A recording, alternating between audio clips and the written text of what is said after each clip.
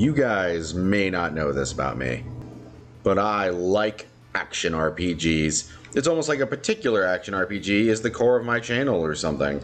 And recently, I've been getting quite invested in the franchise made by Falcom, known as Trails.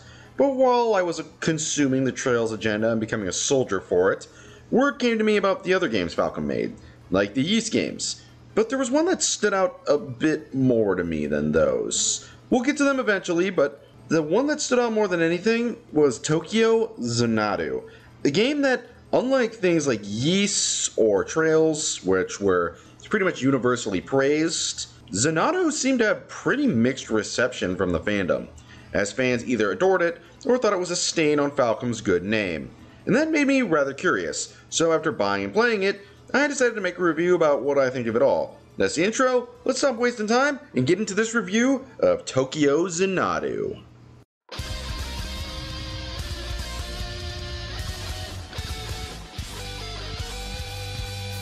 As per usual, we're going to start with talking about what exactly I loved about this game before we start shitting all over it. And what I want to start talking about is what I believe to be the best part of this game, and that is its combat. Now, when I heard this game was action-focused, I have to admit, that's actually the main thing that got me very intrigued. After all, my only experience with Falcom is the Trails series, a set of turn-based games. So I was very interested in trying out the combat in Xanadu as it's far more action-focused. I've heard from some friends that the game takes inspiration from Falcom's other big series, Ys.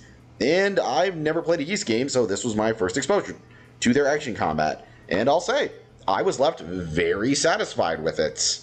You get a large amount of characters to play as in Xanadu, and not a single one of them feels either bad or bland. You can tell the devs worked on Xanadu as much as possible in the combat section to make each character feel as unique and solid as possible with the limited budget they were given. I'd say some of my favorites were Ko's mid-ranged combat style, Asuka's speedy sword strikes, Sora's lightning quick fisticuffs, and Shio's super heavy attacks. The combat is only further enhanced by the instantaneous party swapping mechanic, which when mastered can lead to some crazy insane combo strings between party members, like starting a combo with Ko, swapping to Shio to launch his own attacks, then swapping to Hiragi to launch some speedy extra strikes to make me feel like a total badass. I've mentioned before I adore swap mechanics in video games, and Xanadu may have one of the best ones I've ever played considering how split second it is.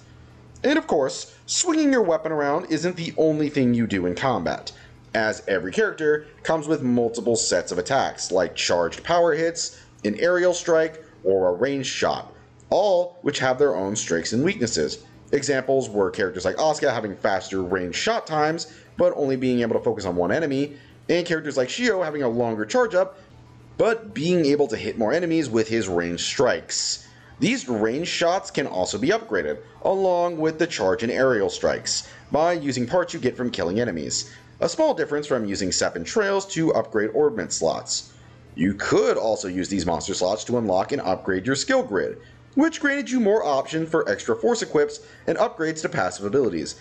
I've heard one or two complaints that it's too similar to Trails, but the more I think about it, I think it does enough to make it stand out. After all, I don't think you can get passive upgrades. I've only played the Sky Trilogy, so I don't know. So, until I know, yeah, you can get passive upgrades, so that makes it different. I joke, but I did genuinely enjoy the skill grids and upgrading things. It made the gameplay loop feel more fun and focused.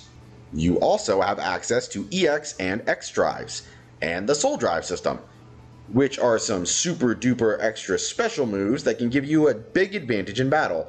X strikes hit everyone in the room, EX strikes cause large amounts of damage and have greater reach than normal charge attacks, and then you have the soul strikes, which call in an ally to help with fucking up the enemies on the field, and even add on the effect of making them vulnerable to any attack element, which actually also works on bosses, and we can utilize to just fucking drain health bars.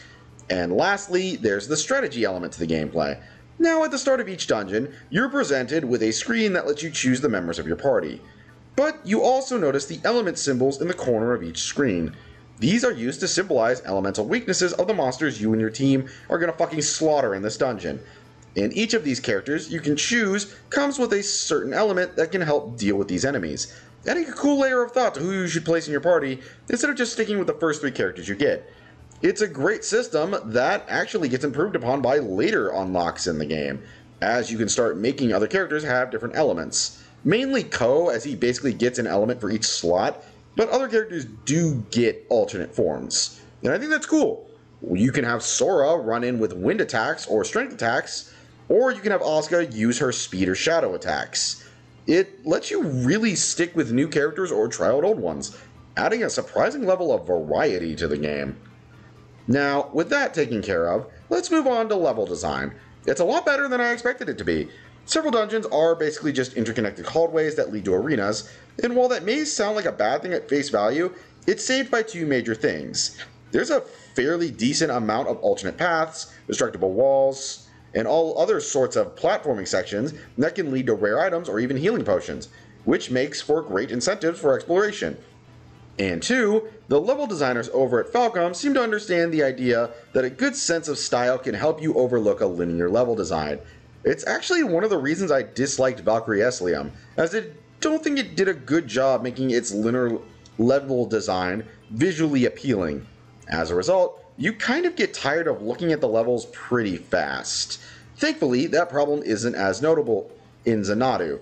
Of course, these levels are also accompanied by some great enemy designs and variety. While there are nowhere near as many as something like Trails, Final Fantasy, or Dragon Quest, it's amazing that Falcom did such a good job at making them all feel unique. And these boss designs are sick as all hell. Easily some of the best I've seen from Falcom so far. Good to know that even with their limited budget, Falcom can crank out top tier designs. And that's about it. I've said my piece on what I've loved about this game. Now, how about we get into my problems with it?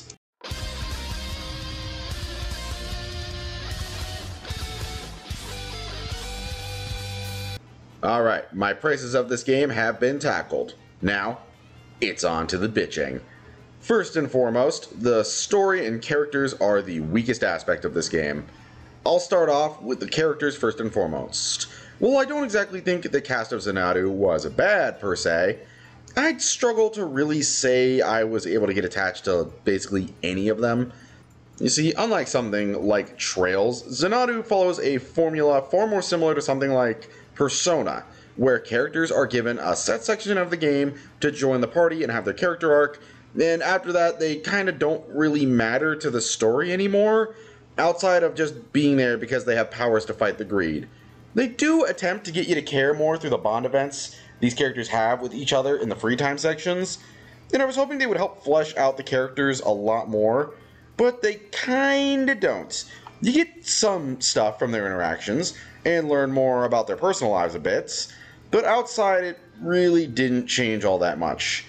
It really does feel like they wanted to go for a route similar to Persona, where your new party member got one defining arc and the rest of the group was up to you to unlock in its place. But the extra growth is much more like Tokyo Mirage Sessions, where the stories are okay, but they're not really the most amazing thing in the world. But unlike Tokyo Mirage Sessions, you don't really get as good a reward, since those can lead to basically new super moves or extra attacks. All you really get is a small boost to your soul gauge, and that's pretty much it. The extra growth isn't interesting or rewarding enough to really seek out, so I found myself not really caring at the end of the game. Aside from that, I don't really have much else to say about the characters, aside from one other, but we will get to that in a bit. So with that handled, let's talk about the story. Now, the story left me kinda torn, to be honest. On one hand, when it really got going, I got really invested. I found myself actively caring about this world a lot more. The enemies were very interesting, and the weight of the threat you were facing felt much more prominent by the end game. On the other hand, though, I don't really like the fact that it took us until we were over halfway done with the game to have a goal for the characters to face. We gain a threat to unite against in the intermission chapter of the game, which doesn't appear until Chapter 5. For context, this game has 8 chapters, so for over half the game, the only thing you're really doing is going into eclipses and saving the teammates and people who got yeeted into them. It's not horrid, but it does kind of feel kind of directionless. But once the main conflict is finally brought into the game, it really improves. Just kind of wish they had brought it in a bit sooner.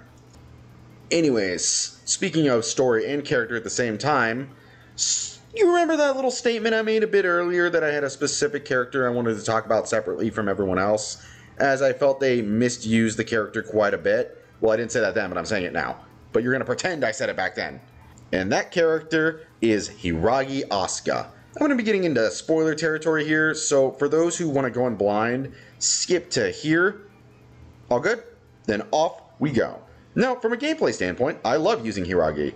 No complaints there. It's honestly more or less comes down to how she's utilized in the story. Hiragi is written to be the stoic loner character that doesn't want any civilians involved with the affairs of the Eclipse. And only through the bond she forges with Ko and the rest of the team that she should place her faith in others. It's a simple concept, but can be incredibly satisfying when handled well.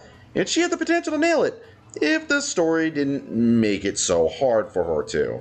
The first example is in the first couple of chapters where she constantly states Ko shouldn't get involved with the Eclipse. You know, makes sense. Ko is a civilian with no training whatsoever, and it makes sense that a high-ranking member wouldn't want him involved. And it's only through a passion-filled speech delivered by Ko that gets her to pull that stick out of her ass and agree to let him help. But it feels very, unearned when Sora, your newest party member, shows up, says like maybe 3 or 4 sentences, and Asuka just kind of lets her help without any bite back. I think you can kind of tell what my problem is immediately from that. We had to sit through 2 chapters of hearing her say no over and over again, just for Asuka to just say yes immediately to someone with even less experience, with no complaints whatsoever.